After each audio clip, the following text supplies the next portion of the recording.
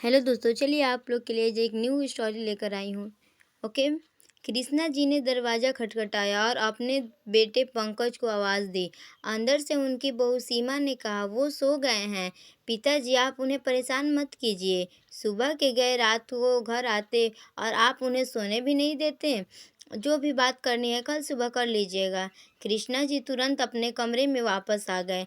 मैंने पहले ही कहा था कि वो सो गया होगा, पर आप तो मेरी सुनती ही नहीं हैं। और बेटे के कमरे तक चले गए। अब वो बड़ा हो गया है, उसकी शादी हो गई है, उसके बच्चे हो गए हैं। उनकी पत्नी अपर्णा जी ने कहा, हाँ तो शादी हो गई है तो क्या हुआ, शादी होने से वो हमारा बेटा नहीं रहा क्या? और मुझे उससे बात करनी है। आजकल उसके पास समय ही नहीं है, वो पहले की तरह बात नहीं करता है। इतना कहकर कृष्णा जी अपने कमरे में जाकर पलंग पर लेट गए।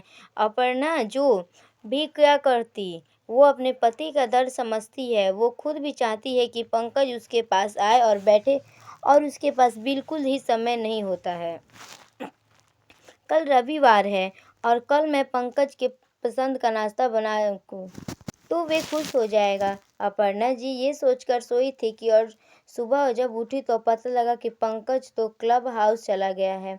वहाँ दोस्तों के साथ पार्टी है। अब शाम तक नहीं आएगा। थोड़ी देर बाद सीमा भी तैयार होकर, मम्मी जी मैं बच्चों मूवी दिखाने ले जा रही हूँ और वहीं मॉल से शॉपिंग करके खाना खाते हुए शाम तक घर आऊँगी। मैंने कमला को समझा दिया है कि वो आप दोनों के लिए नाश्ता और खाना बना देगी। आप अच्छे से खाना खा लेना। और वे दोनों बच्चों को लेकर चली गईं। एक रविवार का ही इंतजार था। एक दिन भी बच्चे घर पर नहीं रहते। अपर्णा ये समय काटता क्यों नहीं है? मुझे आजकल सब बहुत बेजोल सा लगता है। इससे अच्छा हो तो हम गाँव ही में रहते। चौपाल पर जाकर बैठता था तो दो आदमी हालचाल तक पूछ लेते थे, और तू गली मोहल्ले में बैठती थी तो तेरा मन भी लगा रहता था। यहाँ आकर तो लग रहा है कि हम दोनों सोने के पिंजरे में कैद हो गए हैं। खाने पीने और आराम करने के सिवाय कोई कमी नहीं है, बस अपनों के साथ ही कमी है।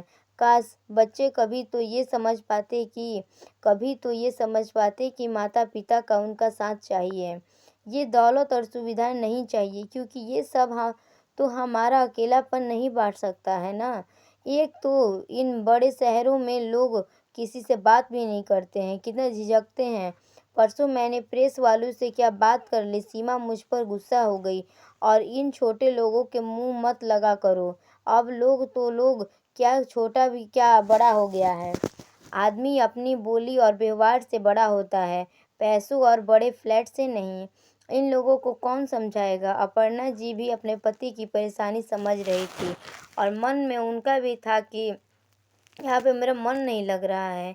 घर में सब सुविधाएं थी, पर किसी के पास समय नहीं था। बाकी के दिनों में सभी व्यस्त रहते थे। पंकज ऑफिस का काम करके दूर की वजह से परेशान था। इससे वो चिड़चिड़ा हो गया था। वहीं सीमा भी एक स्कूल में पढ़ाती थी। दोनों बच्चे भी अब बड़े हो गए हैं।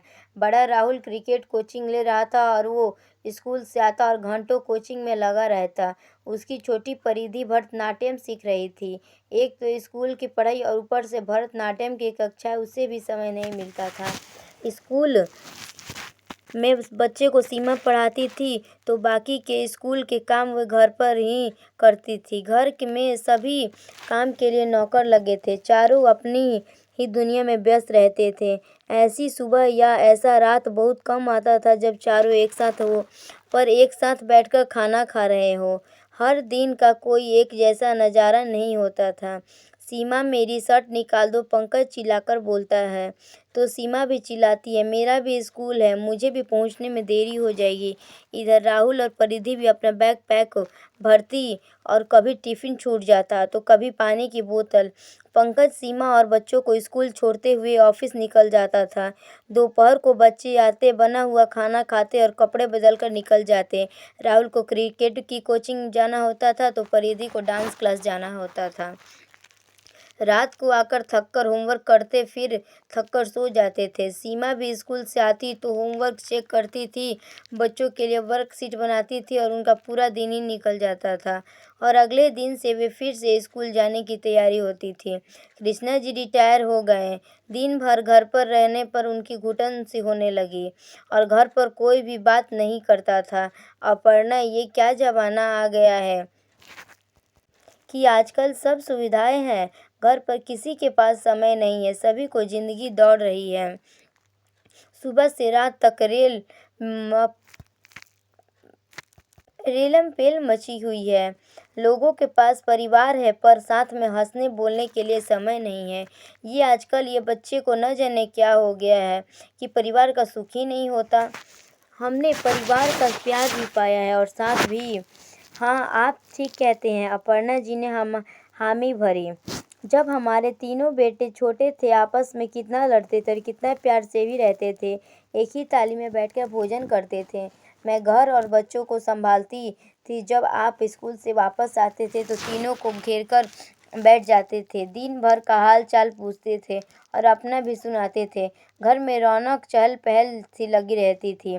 कभी बिरजू की माँ सिर दर्द की दवाई लेने आती थी तो कभी पीछे रहने वाली काकी 2 आलू मांग कर ले जाती थी और चौपाल के उस ओर रहने वाली ताई जग भरकर छाछ भी भिजवा दिया करती थी। इन सब से कितना मन लगा रहता था। बच्चे बड़े हो गए और पढ़ लिख गए। पंकज यहाँ शहर में आकर रहने लगा। छोटे बेटे विदेश में जा बसे। अब तो हर महीने अकाउंट में पैसे भेज देते हैं, पर अपनी बूढ़ी माँ बाप से मिलने का उनके पास समय ही नहीं है। वीडियो कॉलिंग करके अपना फ़र्ज पूरा कर लेते हैं। बच्चों को ना पढ़ाते थे तो अच्छा था, कम से कम वो पास में तो रहते थे।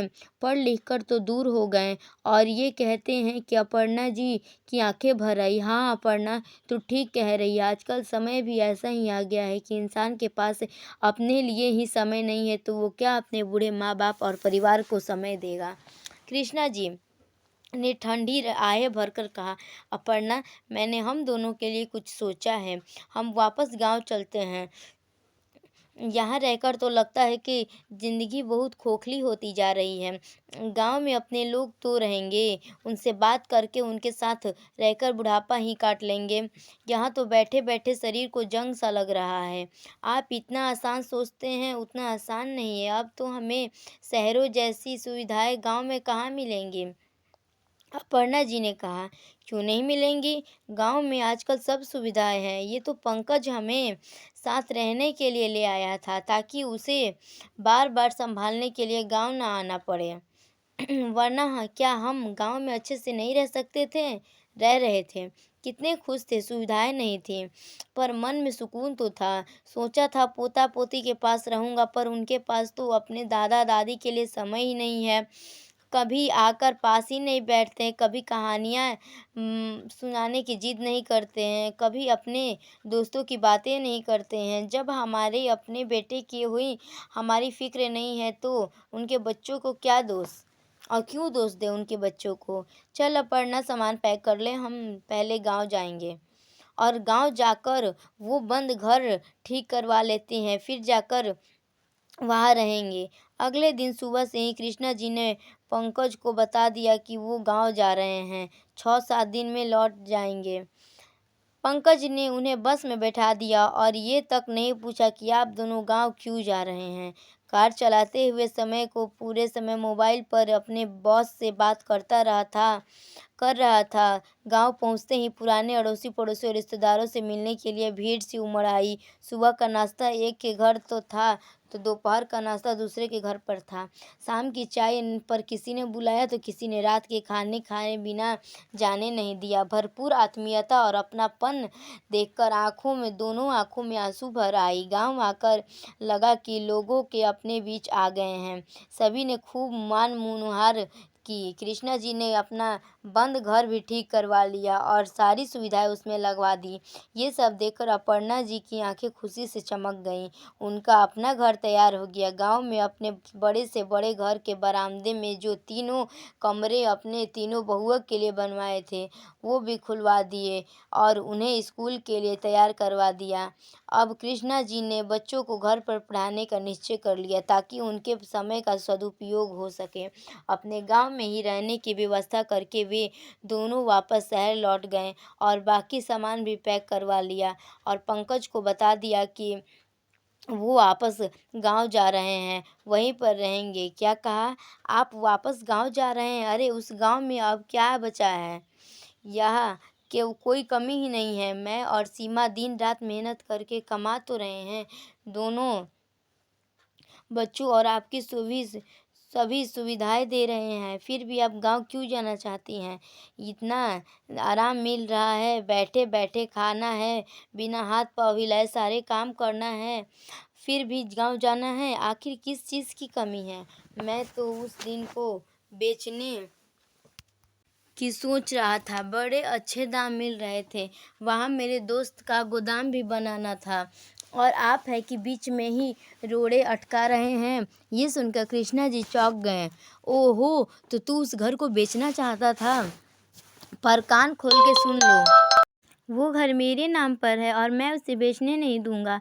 ना तो जीते जी और ना ही मरने के बाद। मैंने उस बड़े से घर के 2 कमरे आपस में रखकर अपने एक छोटे से स्कूल में बदल दिया है। और हाँ, तू तेरी सुविधाएं अपने पास आराम से रख ले। मुझे पेंशन भी मिलती है और तेरे दोनों भाई हर समय मुझे पैसे भेजते रहते हैं, तो पैसों की तो मुझे कमी है नहीं, सुविधाओं की तो गांव में भी कमी नहीं है।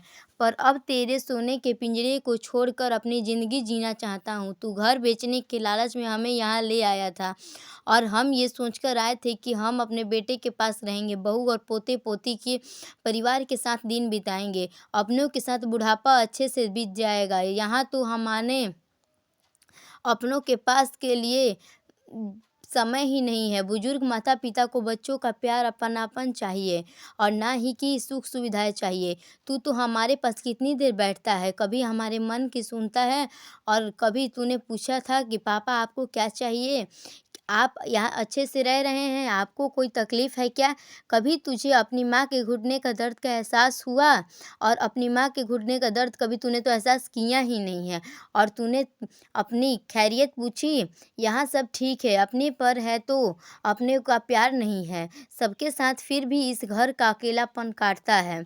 हमें अपना लगता है कि बस यहाँ पर रहे हैं, किसी को हमारी कोई ज़रूरत नहीं है। हाँ, तेरे पापा सही कह रहे हैं और हम भी अपनी दुनिया में वापस जा रहे हैं, जहाँ तेरे घर की तरह हाईटेक सुविधाएं नहीं हो, पर अपनों का प्यार तो मिलेगा, जहाँ हम खुले में सांस ले पाएंगे, जहाँ बच्चों की रौनक होगी, जहाँ पड़ोसियों का अपनत्व, प्यार और परवाह होगी। जिस तरह एक बच्चे को महंगे खिलौने की जगह माँ बापा का प्यार और दुलार चाहिए, उसी प्रकार बुढ़ापे में उन्हीं माता पिता का पैसों का और सुविधाओं की जगह अपने बच्चों का प्यार का और साथ चाहिए। कृष्णा जी और अपर्णा जी अपना सामान लेकर गांव जाने को तैयार हुए। पंकज पीछे से, सीमा, राहुल और परिधि चारों उन्हें देख रहे थे, पर उन्होंने पीछे पलटकर नहीं देखा। पाठकों, पैसा प्यार और अपनापन नहीं दे सकता है, वो तो हमारे अपनों से ही मिल सकता है। अगर मेरी वीडियो अच्छी लगे चैनल को लाइक सब्सक्राइब एंड शेयर जरूर करें। धन्यवाद।